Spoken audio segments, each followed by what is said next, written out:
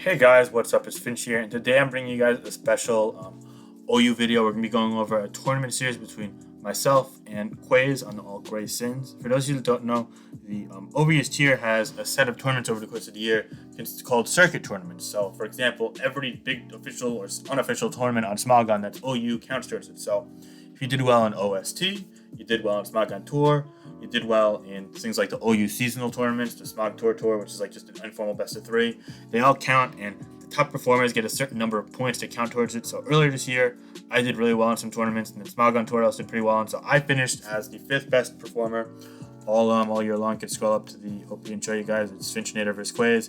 Quaze was the 12th best performer, so we got paired for round one of this tournament, and the winner of it wins little banner on Smogon. And it's also nice to say, oh, I won the whole circuit, which is pretty big. So yeah, last year I qualified as well. But this year, since we got a fresh, fun metagame, I want to bring to you guys. So I've ripped up 3 teams that I believe to be pretty serious, pretty solid teams. I've been using more fun stuff on the YouTube channel lately, but this is the real deal. This is like serious analytical Pokemon stuff. So let's get into it. Right off the bat, team 1, I'm a team I used earlier in a live earlier this week, actually. It's a Rocky Helmet, Stealth Rock Clefable, and Adamant Sucker Punch Cinderace with a Future Sight, Special Defense to eat 2 Modest Slowking, Earth Power, Slowking, a Landorus, Chi, Scarf, Specs, Magearna, and a Defile Dragon. I've seen similar teams to this used before. In fact, I've seen 5 out of 6 of the same team used before as well, with Heatran over the Magearna, which is completely fair. I've also seen different things over Scarf Landorus, such as other ground types plus a different water type. Like I've seen Toxic's used here, but I like it with Future Sight. I like it with Specs Magearna. All in all, it's a pretty solid structure though. As for Quaze, he's a pretty creative team builder. He used interesting Pokemon here like Aegislash, which you don't see very often. Overall though, his team definitely breakable for me. Specs Magearna looks great against his team if I'm able to get any semblance of knock or chip on the Slowking-Galar. Although that plus Aegislash is an ideal matchup, I know that with Stealth Rock plus Knock Clefable, I can find openings. In addition, Cinderace plus Future Sight looks pretty great. I really force into Mandibuzz every time because of that, so you turn into 2 Pyros, much like Cinderace in the World Cup kind of summer metagame, also does pretty well there. And finally, he doesn't actually switch into support Hydreigon too well without having to go without having to go Mandibuzz. And Mandibuzz baits in Magearna every time, gives me a chance to trick the Slowking-Galar or trick the Aegislash and so on and so forth. So there's a lot of room for making progress here, I'd say. But he definitely has some progress makers as well. Choice Banded Pheromosa, after a couple of hits or one timely prediction, can go a long way against my team. Aegislash, my Ghost Resist is Hydreigon, so if he's got a fighting move or toxic, it's going to be a pain. And in addition to that, I got to go Slowking on his Slowking every single time. It's really risky. So yeah, and Chomp, any set can be threatening. So yeah, it looks like a pretty even match to me. He leaves Mosa, I leave Clef, so I'm like, okay, great. I could either get Knockoff or Rocks here. He U-turns, he takes Helmet and reveals his Choice Band, probably Choice Band Jolly, so I get a knockoff there. I actually get a crit, but that's Slowking-Galar. Just going to regenerate that off, but losing a Selfless is pretty big for me. I go Slowking here, so he goes Future Sight. I'm like, okay, that's fine with me. Sludge Bomb, I'd like it not to poison. I go to my Future Sight here. He goes Pex. I'm like, okay, that's fine with me. I just teleport out to my Magearna here. I'm like, you know what? I don't mind taking the Future Sight, only 20% chip, and now I can try and make some progress here. He goes Aegislash, I just go for the Volt Switch. It does a nice 31%, so I'm like, okay, got an idea of what the spread is here. And now, he also takes the Future Sight, so he's down to barely above half, which is pretty good for my Magearna, all things considered. He goes Mandibuzz, I'm like, okay, I'll try and catch him, like, sleeping and go for Earthquake, but nah. But that's fine, so he goes right back to the Mandibuzz. He has Mandibuzz, and so I could go right back to Clefable. And he doesn't U-turn, he just foul plays, probably predicting me to stand and double overprotect, which is good with me, because not only does he take Helmet, but he's forced out as I get Rocks up. So now, we're kind of in the sequence here. I'm trying to burn the Mandibuzz with the Slowking, but unfortunately, there's no such luck at this point in time. That would definitely help later on, but it's fine. He goes Aegislash here. I scald again. I'd love to get a burn on this, but again, no such luck, but that's not a big deal. I know I live any Shadow Ball here. He's leftovers as well, so I'm fine taking the Toxic to help out to my Landorus here. And this time, I'm like, okay, it's probably King Shield. I'm going to go ahead and go for the Earthquake again. And this time, I'm thinking maybe I'd double out. But he goes Mandibuzz and Earthquake again. I'm like, okay. He's fine inviting in Clef. I'm wondering if he's going to try and double on it. But he didn't, so that works for me. I get the Clef in again. I'm like, okay, no harm, no foul. He goes Slowking-Galar. I get my Rocks up once more, and we are in the same position as before. Now I'm also taking 6 and 12% with Poison from Slowking, so the first 2 or 3 turns, it's either the same damage or less damage, so it's cool with me. Meaning I could teleport out and regain a little more health net, so it's fine. Either way, I get the Clefable in on the Mandibuzz again on the teleport, and I get Rocks up one more time. And now I soft-boiled in the face of the Slowking-Galar. I'm like, okay, given the Future Sight damage, I don't think he's modest, or at least not modest max special attack. And B, He hasn't been clicking Sludge Bomb at all because my Slowking's already poisoned, Magirna's at full health, and even Landorus is there. So I figure worst case scenario, he clicks Future Sight, I could just switch out of the way. Best case scenario, he double switches, trying to catch on to me. So I call that, and he switches to Mandibuzz my softball, and then I get momentum because he's got the Mandibuzz in against Clefable and Rocks are up, which didn't happen before. But he just goes right back to Slowking-Galar, so I do get Rocks up, but he gets Future Sight off there. He goes back to Mandibuzz, and I just call it. I'm really trying to get burn on this, but again, no such luck on the Mandibuzz there. He goes to Fog, and on that turn, I go for another Scald. Just like, okay, I'm going to take the Future Sight with Slowking, get out of the way because I'm taking poison. So it brings me down to half health, and he goes Aegislash here as I teleport out, knowing I can do a foul play. That lets me get Cinderace in for the first time. And here's the big play. He goes Pex here as I go for the U-turn. I want to see if he's helmet or not, and he is, in fact, of the Rock Helmet variety. So I go Clefable. I really want to knock that off here. And I get it off, which is super nice because now he doesn't punish U-turns as much, which is helpful for me.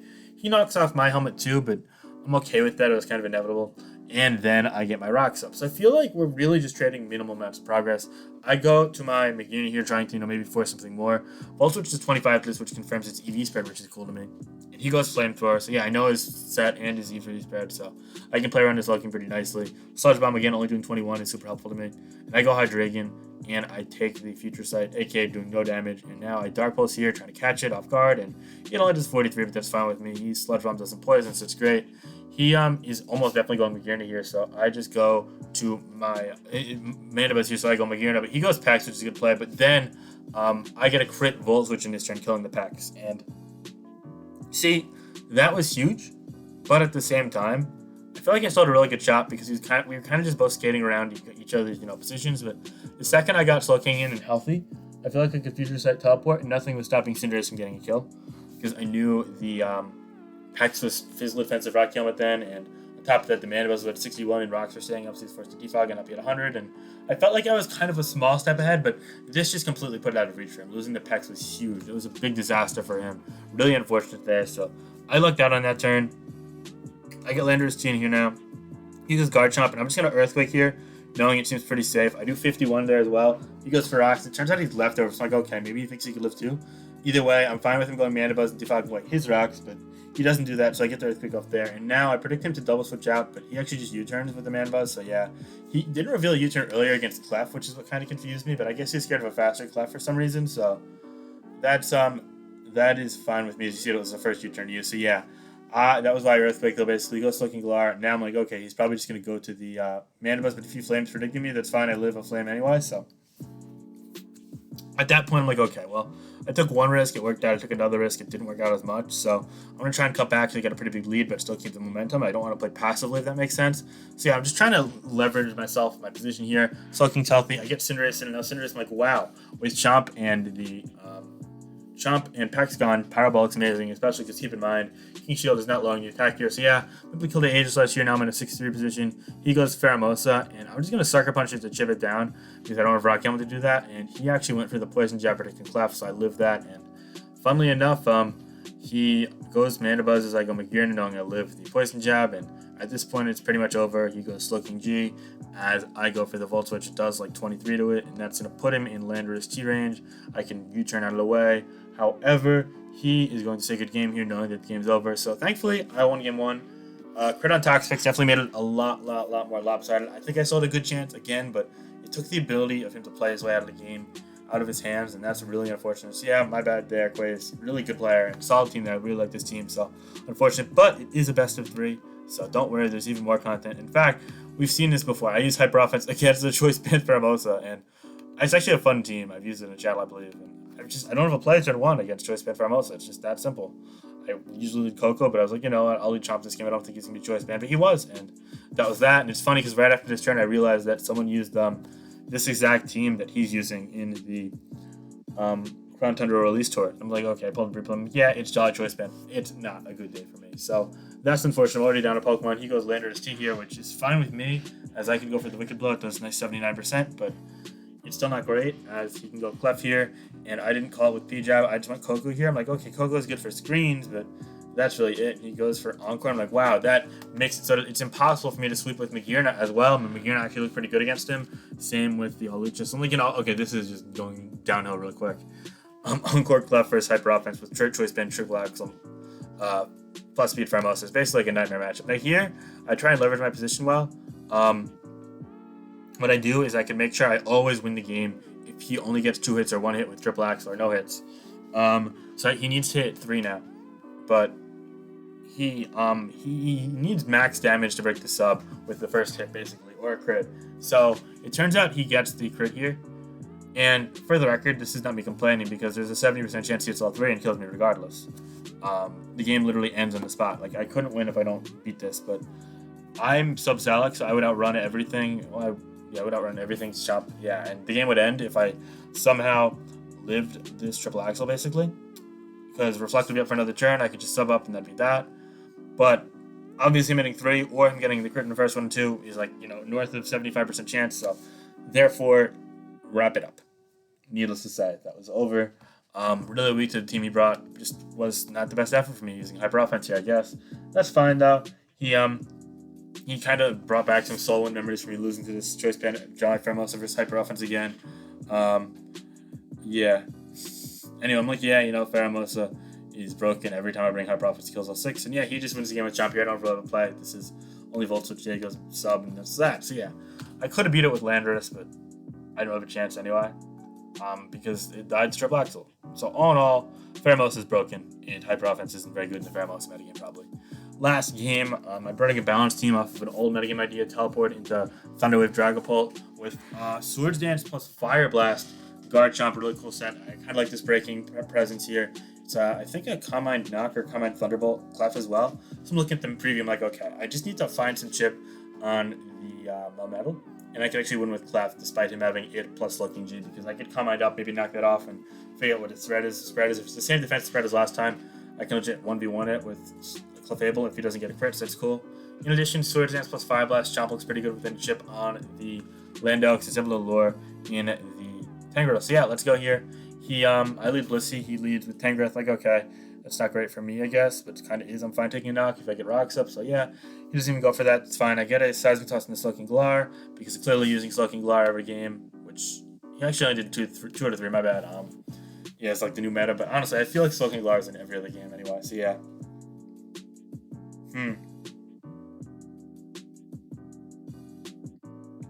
Anyway, I'm sorry about that. So I just take the future sight with Blissey. He gets rocks up, I teleport out, and we get Pex in, which is all fine and well. He goes Slowking-Galar again. I'm like, I want to get a knockoff on this. I want to get Scaldburn on this. So I see it the knockoff. The AV's gone, which is cool for me because now that makes Drag Ball's job even easier. I want to Scaldburn this. I want to probably burn or cripple the Hydreigon in some way. I predict him to switch here because he's getting lower. And I go for a knock trying to catch something, but unfortunately it doesn't. So Flamethrower is his play. And I just go Blissey. He goes Melmetal, predicting the Blissey because it's the only thing to take the future sight, which is a good play in his end, except I have a Rocky helmet, Corviknight, so that's cool. I can punish him, I can keep him lower. If he goes for double Iron Bat Shake, she goes Earthquake, which is fine with me. I Brave Bird because after seeing no lefties, I thought he was choice, but it turns out he's a Solfast, I guess, because he goes for double Iron Bash into me, which is fine with me. I'm pretty physically defensive though, so I can just roost off the damage. Even if your Earthquakes and Roost is doing like 51 on average, so yeah, it does 52 there. Fine with me because I got pressure, so I can stall that out. I Roost again, he goes Clef. I'm like, okay, fine playing this game, buddy. I go Pex here just to see what he's doing. And he wishes, I'm like, okay, this is going to take forever. Let's get some status everywhere and try and win with Dragapult. Lo and behold, I Scald, but I don't get the burn, which is fine, because I get to Scald again here, and this time, no, I still don't get the burn. When the hell do I get the burn? Do I even get the burn? What am I playing as this Pokemon? I Scald again here, yeah. And I burn the Hydreigon, which is actually pretty good for me as it's the main Hex Resist, although it is Draco on the Dragapult. But anyway, Hydreigon means I can bring in the Blissey, which is fine with me. So long as he doesn't flinch a Dark Pulse here, we are in good shape. We're in very good shape. And the verdict is, no flinch. I get the softballed off, and now he's got to flinch 2 in a row to potentially kill me, so I'm in good shape. He doesn't even flinch this one, so all of a sudden I am healthy, and I can teleport out of there and revenge kill with my Heavy Duty Boots Dragon Bolt, so doesn't even take rocks damage. I'm in pretty good shape here. Yeah. He's getting leftovers to negate the burn damage, but he can go Clef here. I really want to predict it in Thunderwave, but I just Draco to be safe. Hindsight, whatever. I Thunderwave here knowing he's going to wish, and he does just that, so that's cool with me. And now I'm in a great position. He wishes to the Melmetal, by the way, so you turned out of it. Like, okay, that's fine with me. I can go Pex and try and knock it off or Scald it or whatever. So I deal with an Earthquake. So yeah, he goes Tang though, which is like, oh, that's fine. I get a Scald. I'm like, it'd be nice to get another burn. No such luck. He goes Sleep Powder. I'm like, okay, that's fine with me, buddy. can do that if you want. He's going to knock off my Shed Shocks. Yeah, this team doesn't love Tran.